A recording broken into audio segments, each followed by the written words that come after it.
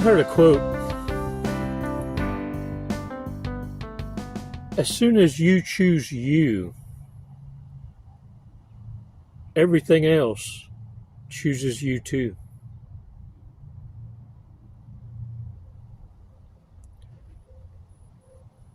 Man, how true a statement is that. If you just would try it and own it,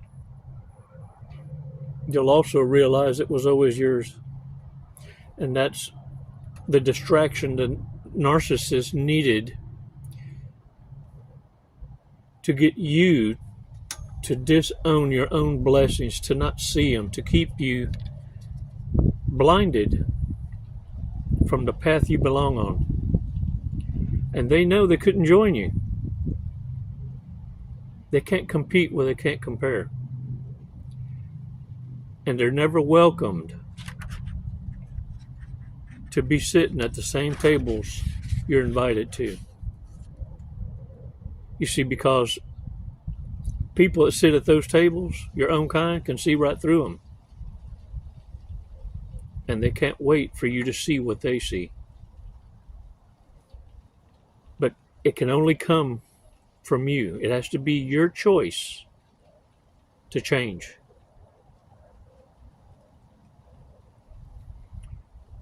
Many of you can resonate with that because you've tried to warn people that you care about and it fell on deaf ears.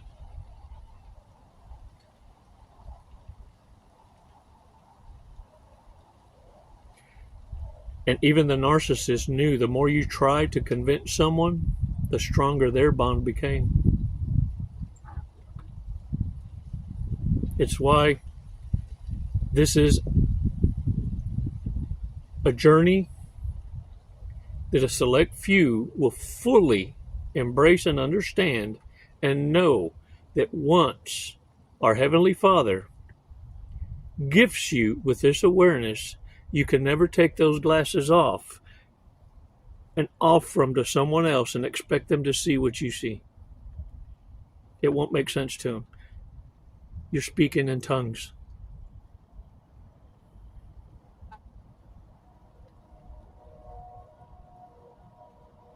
Let's take 5 seconds, 5 Mississippis, to do a breathing exercise so that you're not as easily triggered while watching this video to want to pause and make a remark and then find yourself correcting yourself because you didn't allow yourself to listen.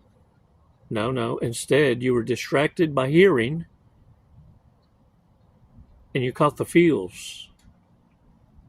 And now you're catching yourself being one who apologizes instead of being unapologetic because you choose to listen before you respond. And you'll transition from hearing and being reactive to fully embracing this awareness and being a diplomat of wisdom. It takes practice, and some of you catch yourselves. And the most beautiful thing about this tribe is we own our mistakes and come back and make it right. It's why I will always hug you and embrace you, because what you're working on are your perfect imperfections.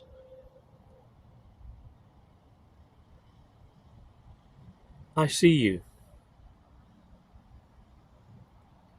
Let's take 5 seconds, because we're all a work in process. 5 Mississippis. We'll breathe in deep, release together, so that we can catch ourselves and not have to ever apologize, and only elevate, educate, mentor, and motivate. Time is too short. Let's learn some lessons so we can go on in life unapologetically with your badass selves. Come on now.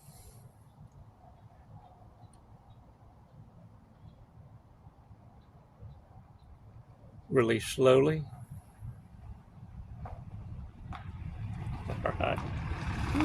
Shake it off, y'all. You know,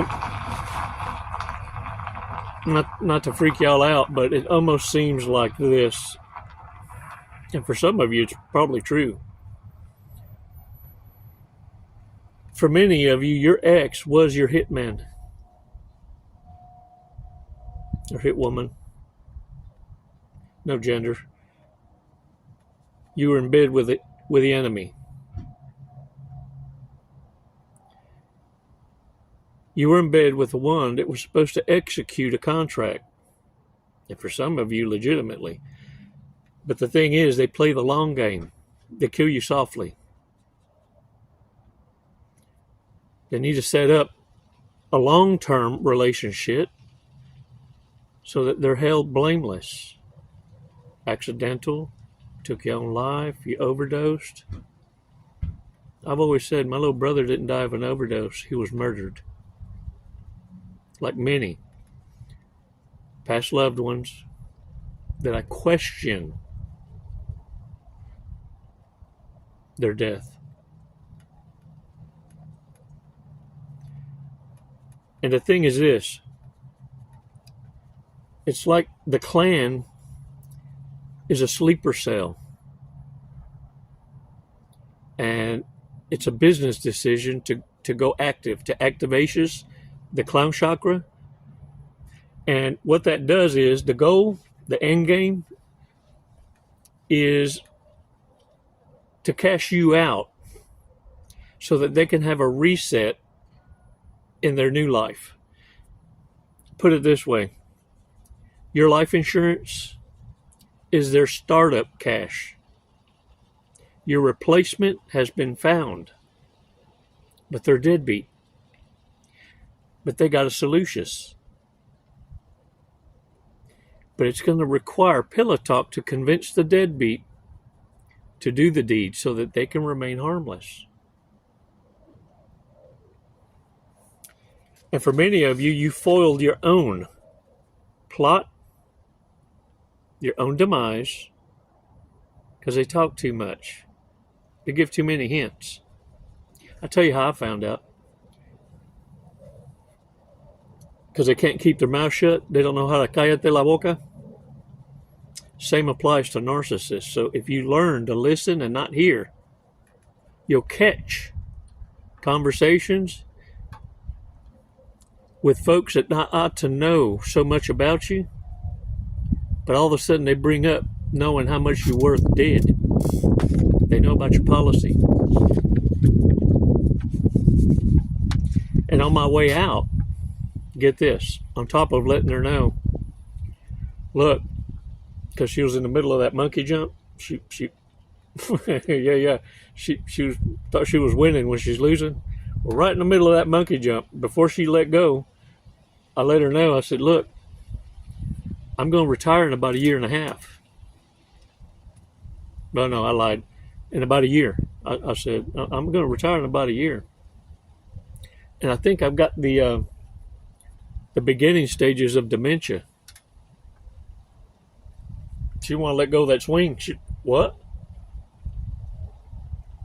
She gave me that look like, oh, wait a minute. I may have to regroup.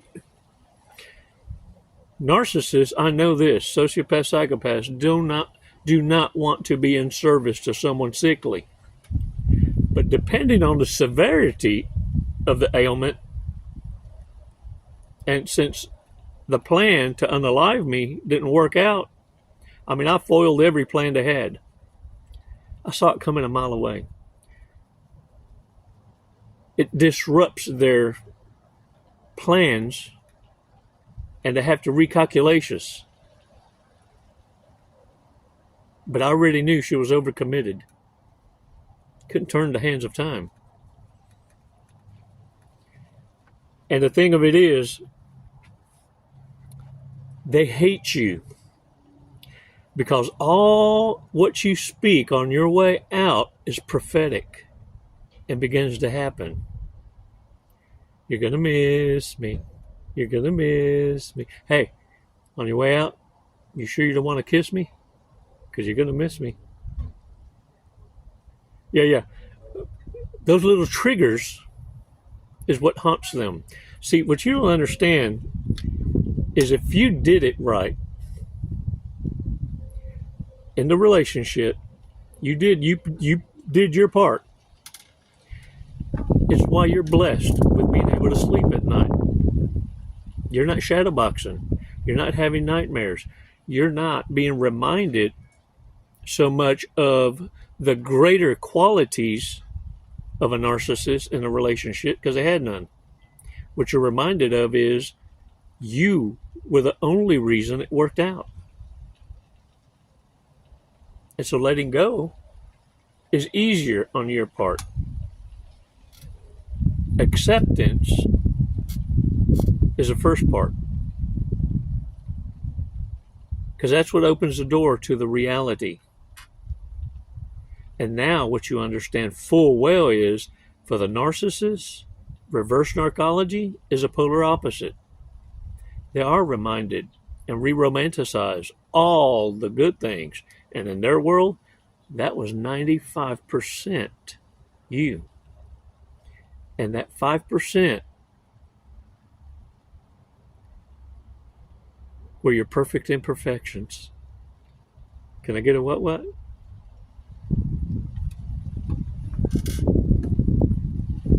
And they hate you because they were the plant. They were they were assigned you. When I tell you, you were assigned a demon, you were assigned a hitman, a frenemy, and you were sleeping with them. And thank goodness that their ego and pride gets in the way and they talk too much. Otherwise, you'd still be with them. And these sick little shits would have been able to finish their mission.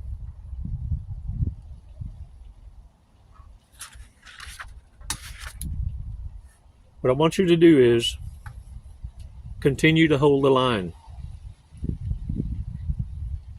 I can't say it enough how proud I am of you. But what I want you to do is understand, smile. Because what you did is you defeated an army without even trying. And now narcissists fear you as you were foiling every plan they had to sabotage your life, to get you isolated more so that the accident could happen. Cut your brake lines, slash a tire, break a windshield, break a door glass. Everything they tried to do to make it look like a coincidence, to instill fear factor into your life, because they understand if they can instill fear, gang stalking, then they can have controlled schizophrenia entered into your life, and you begin to self-sabotage out of paranoia. When you defeat that strategy, it makes narcissists flip a wig. Because what they're clearly understanding is how protected you are. Because believe me, they've been monitoring you. They've been spying and lurking and gang stalking and know how is it that this person has avoided so many setups, and we know for a fact they're not talking to anyone. Because some of them even have your phone tapped.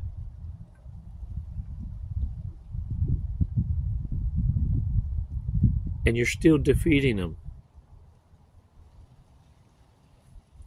The more you destroy the setups, the more and more the narcissists begin to drop off from their own entanglements with each other's. The coven starts to fall apart because now they're accusing each other's of leaking information. Because there's no way you're capable of knowing so much without being coached. Because they planned what they planned to do to you for years to cash out your life insurance or to make it look like an accident. See, some of you may have an inheritance that you're not even aware of. And the thing is, a narcissist are already in a state of panic. Can you imagine once they figure out that you already knew what their plans were? Now what they're freaking out on is, how much do you know and for how long? And what is it you're going to do about it? You think they're in paranoia now? Can you imagine after they figure out you've already known and you were just studying to figure out how many and who was all involved? Ooh, let me tell you something.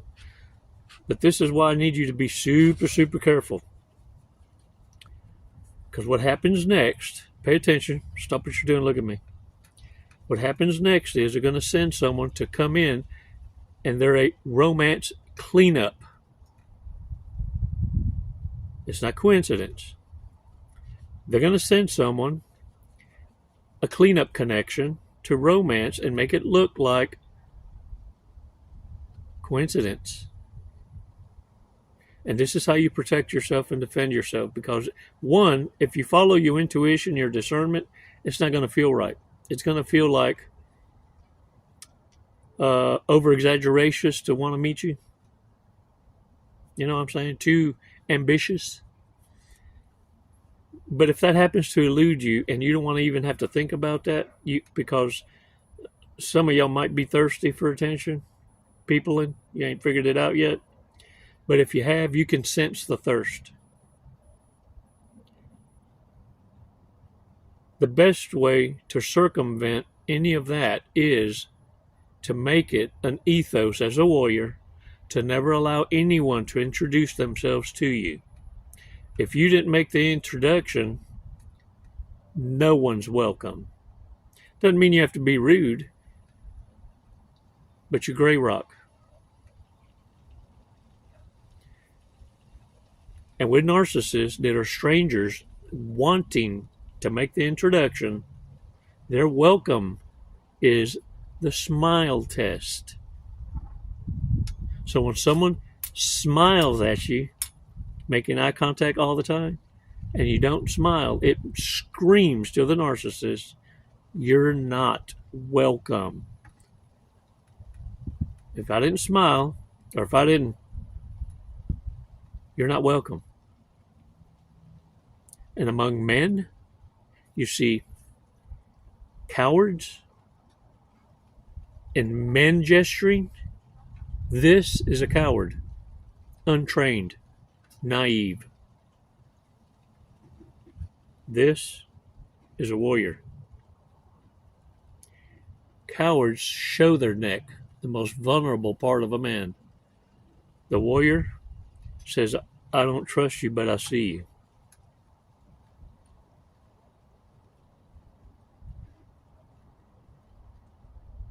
Now do you get it? But it's a gesture that most don't recognize. Even the cowards tell on themselves without knowing the difference. Warriors, a coven that's in desperation, under financial duress, is the most dangerous. Think of it like this. A group of vulnerable histrionics that have tapped out and no one's listening to their virtue signaling. They've ran out of options and most of them have been called out. These are dangerous covens and most of them are familial. A coven without financial independence or sources, well, now you can liken those covens, those environments, those households, those groups, you can liken them to the Hunger Games, because they don't have anything or victims to hunt. They begin to hunt each other. And let me tell y'all something. When they target the chuthers, this is what it sounds like. Because what they're looking for is stuff from each other that could easily pawn. Because most of them got addictions to feed. And they don't have the resources, but they got a full inventory of what each and every one of them owns and has, because they took part with the chuthers in victimizing you. Now check this out. You'll hear them in conversations saying things like this. It's not personal. It's just business. And then you'll hear things to justify the act. You'll hear things like, well, they owed me.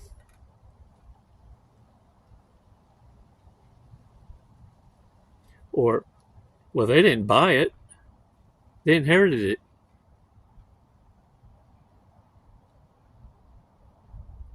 Yeah. The freeloaders, the couch surfers, all of a sudden equate their presence in your environment as currency, and you owe them for just knowing them. No, really. Where in the hell can I sign up for that? Put me on that list. Say, what? Careful now, though. Don't get too confident. Because those kind will introduce themselves into your space. And their currency, as always, swap and spit. But you can feel the exaggerations in the love bomb. And don't always think that the love bomb will be physical. Some, it's the total opposite. It's psychological. You're dealing with a psycho, and you're logical. So it's a mind game. What they'll play is the push-pull. And always remember something. Your intuition, your discernment never lies. If there's one thing that this awareness is going to teach you, is to start trusting that. It's a God-given gift. And it's one that even narcissists don't have. It's why they always got to read the room and ask, what's going on? Because they don't sense it like you do.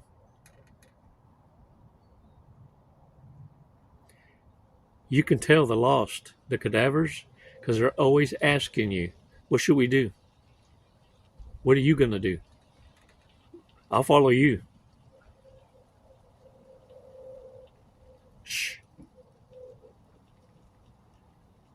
I'm everywhere and nowhere. Ask anyone on the beach line. They've heard of me, but they ain't seen me in a while. But I'm there. And many ask for me. And the ones that see me will never admit it. Because to say or speak my name to a stranger is an invitation to be blocked by me.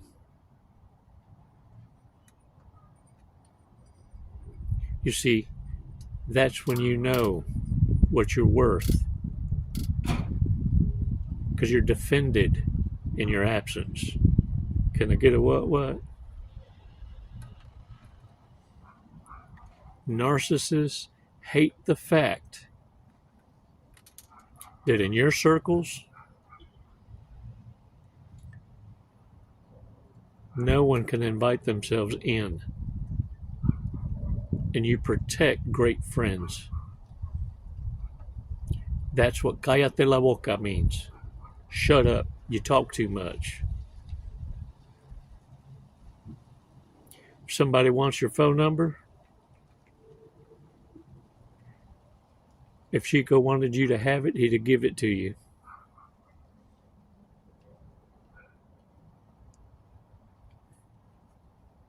Be intelligent, because those who are just like you expect you to live up to the standard they live up to. Not command it, not demand it, live it. So it's important you begin now, today, in becoming the great friend you expect in others.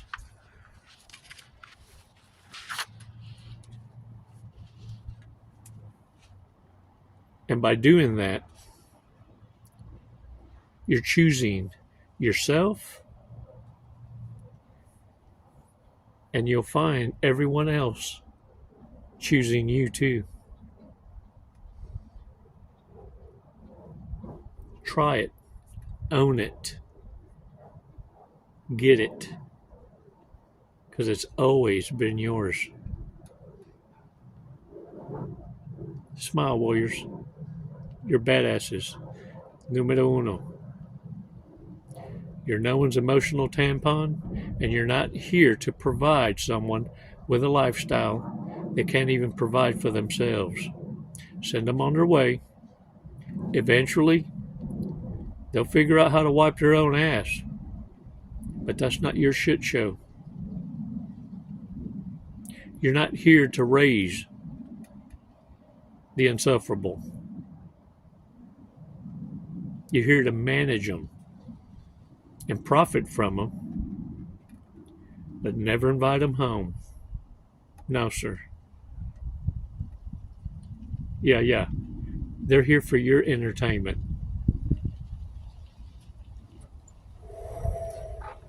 Yeah. But you're not here to pal around with them. These cadavers become dangerous. Hitmen. Always looking for the cash out, the get rich quick schemes, and talk each other into doing crazy ass things. But remember, the insufferable are the easiest to manipulatious. Thank goodness they fall for other narcissists, higher functioning ones. And I always say, congratulations, you played yourself. But thank goodness, because that was your freedom, your epiphany. It's like they couldn't hold back a wet fart and gave themselves away. And then they try to point the finger at you like it came out of your ass.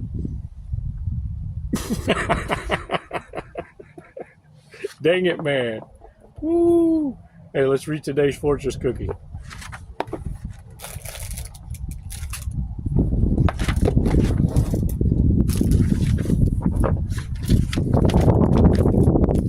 Ooh, y'all, the wind's picking up. If a storm's coming, it's gonna be surfs up.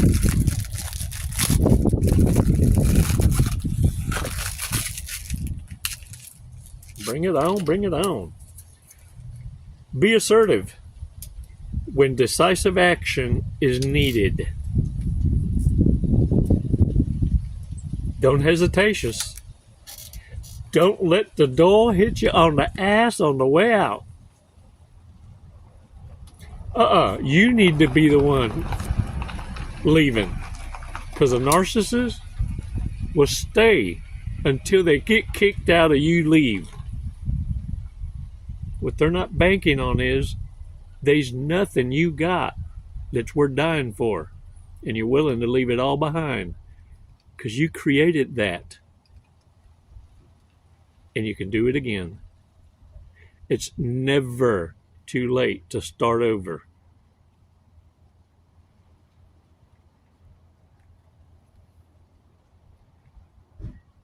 What's your life worth?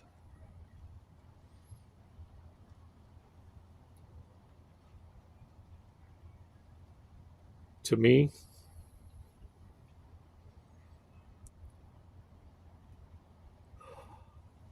you're priceless.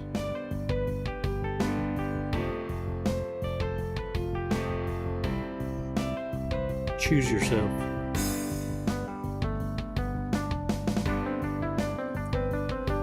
It's never goodbye. It's always until next time. Namaste.